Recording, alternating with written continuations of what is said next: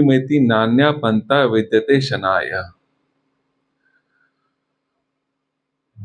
मरने के पहले जब तक भगवान के दर्शन नहीं होते हैं तब तक मोक्ष की प्राप्ति नहीं होती। मरने के पहले अगर आपने भगवान के दर्शन कर लिए तो आपको मोक्ष मिल गया, मरने पर मोक्ष नहीं मिलता है।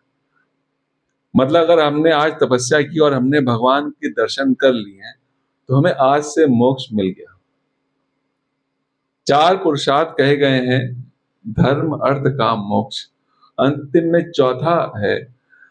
तो जो संत हैं, जो असली संत होते हैं, जो सच्चे संत होते हैं, वो बचपन में ही मोक्ष प्राप्त कर लेते हैं।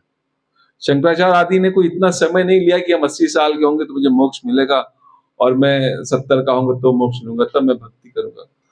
उन्होंने 5, 7, 10, 12 साल में ही भगवान के साक्षात दर्शन कर लिए, भगवान को अपने सामने उतार लिया और फिर उनको मोक्ष की प्राप्ति हो गई।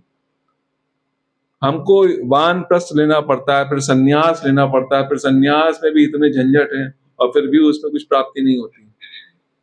उससे अच्छा तो गृहस्थ रहे। गृहस्थ में गोपियों ने कृष्ण के दर्शन कर लिए थे, इसलिए गोपियों को मोक्ष की प्राप्ति हो गई थी।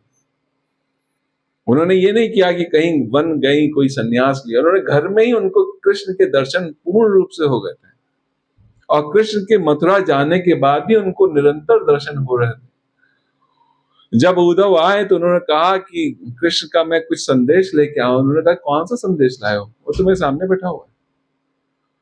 संदेश तो उसका लाते हैं जो दूर बैठा है, जो सामने बैठा है उसका कौन सा संदेश? वो तो सामने बैठा हुआ है।